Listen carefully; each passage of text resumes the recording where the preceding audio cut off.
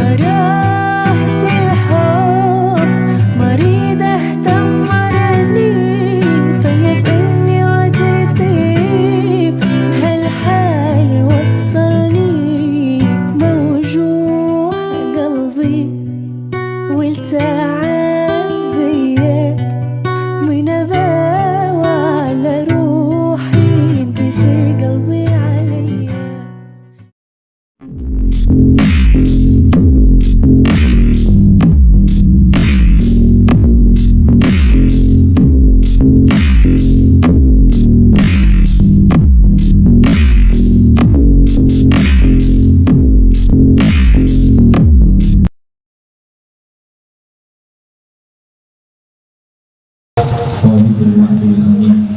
Allahumma salli wa sallim ala nabiyyina Muhammad wa ala alihi wa sahbihi ajma'in.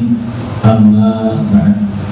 Pertama kita panjatkan puja dan puji syukur kehadiran Allah Subhanahu wa taala yang terus melimpahkan kepada kita semua nikmat-nikmatnya, terutama adalah nikmat Islam, juga nikmat taufik dimudahkan kita oleh Allah Subhanahu wa taala untuk melangkahkan kaki kita menuju rumahnya melaksanakan salah satu perintahnya yaitu salat isya berjamaah, dan kemudian kita lanjutkan dengan salat tarawih.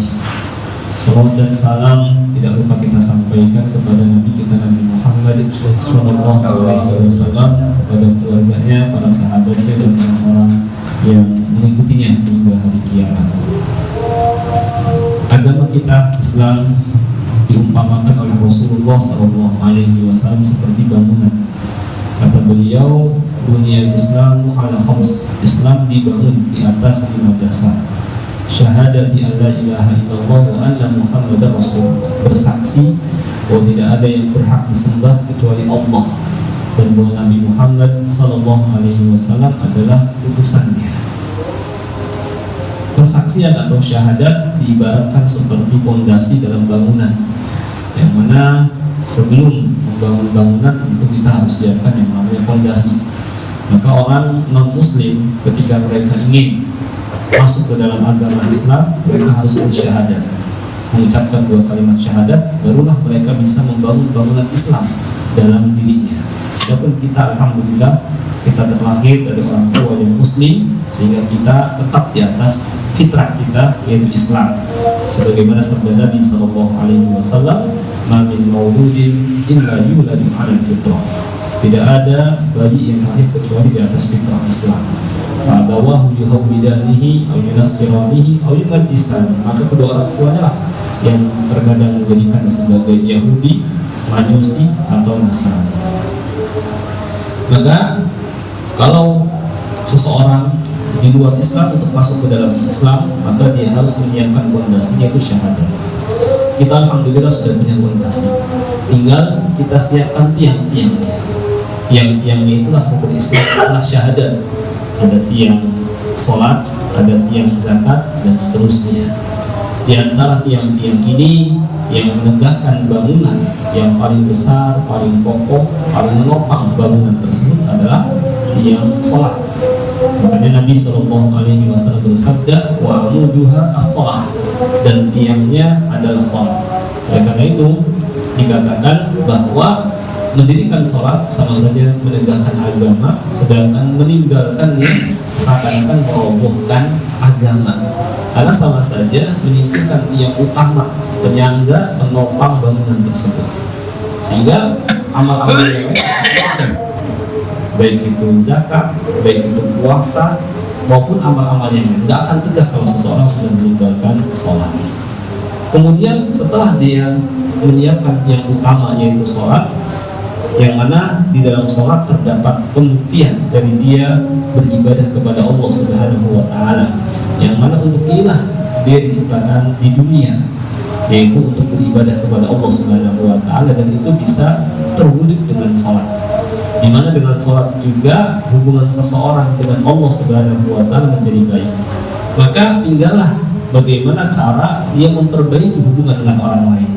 Maka ada syariat yang namanya zakat, agar hubungan dia dengan orang lain menjadi baik, agar orang-orang yang berada di bawahnya dalam hal kekayaan, kedudukan, tidak merasa cemburu dan iri kepadanya, karena ternyata dia mau berbagi dengan mereka, mau bersedekah kepada mereka.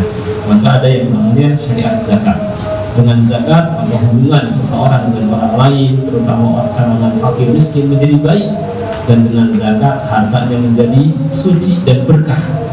Dan dengan zakat, harta pun tidak hanya beredar di kalangan orang-orang kaya saja, tetapi orang miskin pun dapat memperolehnya.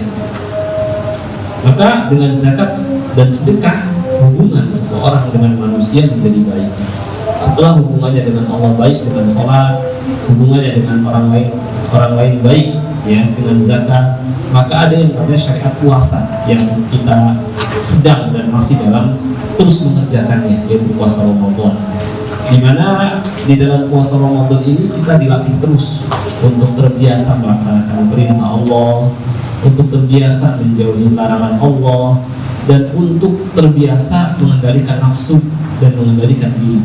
Di mana nafsu dan diri itu biasanya mendorong pemiliknya untuk berbuat maksiat.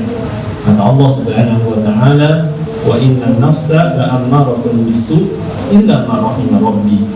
Sesungguhnya nafsu itu biasanya mendorong pemiliknya untuk berbuat maksiat.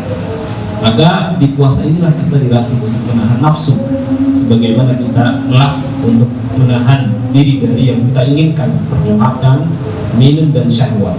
Maka orang yang berpuasa karena sudah terbiasa melaksanakan perintah Allah, sudah terbiasa menjauhi larangan Allah, sudah terbiasa mengendalikan diri, dia lebih dekat kepada takwa. Dan dia punya pengendalian diri sehingga tidak mudah tersulut oleh emosi. Tidak seperti mereka yang tidak berpuasa, paling mudah tersulut oleh emosi, paling mudah terbawa oleh nafsu, dan paling mudah memperturutkan hawa nafsunya. Maka kalau kita lihat di luar sana, ada remaja-remaja kita yang ketika ada yang memusiknya, mengganggunya, kemudian dia pun emosi, kemudian dia pun balik membalasnya, timbullah yang namanya tawuran. Di antara penyebabnya adalah karena tidak terbiasa mengendalikan nafsu. Maka di puasa inilah kita dilatih untuk menahan diri, menahan nafsu, menahan emosi. Makanya Rasulullah SAW bersabda, "Fa idza kana yaumu shaumi ahadikum fala yarfuth wa la yafsuq wa la yashab fa in sabahu ahadun aw qatalah falyaqul inni mru'un shaim." Ketika ada yang mencaci maki kalian atau ada yang mengajak bertengkar, maka katakanlah kepadanya, saya sedang puasa. Yang mana ini menunjukkan bahwa puasa tidak hanya menuntut seseorang nahan diri dari makan, nahan diri dari minum, nahan diri dari syahwat, tetapi juga hendaknya dia nahan nafsunya dan tidak mudah memperburukkan hawa nafsunya. Maka setelah dia terlatih melaksanakan perintah Allah, menjauhi larangannya, mengendalikan diri, maka dia pun diundang oleh Allah Subhanahu wa taala untuk mendatangi rumahnya. Itulah haji ke Baitullah, ketika dia mampu mengadakan perjalanan ke sana. Di sanalah nanti dia akan bertemu dengan saudara-saudaranya untuk bersama-sama beribadah kepada Allah. Di sanalah dia bertemu dengan saudara-saudaranya dari berbagai penjuru dunia. Dia pun mengetahui bahwa tidak ada bedanya antara mereka dengan dia, antara orang Arab dengan orang non-Arab, antara orang dari benua misalnya Afrika, benua Eropa, benua Asia, ya, semuanya sama. Tidak ada bedanya antara raja dengan rakyat, presiden dengan rakyat. Ketika itu semua sama mengenakan pakaian yang sama, yaitu kain ihram. Tidak ada ceritanya naik haji pakai baju kemegahan, pakai baju kepresidenan, atau karena dia di negerinya sebagai pemimpin atau komandan, dia pun mengenakan pakaian dengan bintang 3. Enggak. Semuanya sama mengenakan kain ihram. Ketika itulah dia mengetahui tidak ada bedanya dia dengan mereka, bahwa yang membedakan antara dia dengan mereka adalah takwa.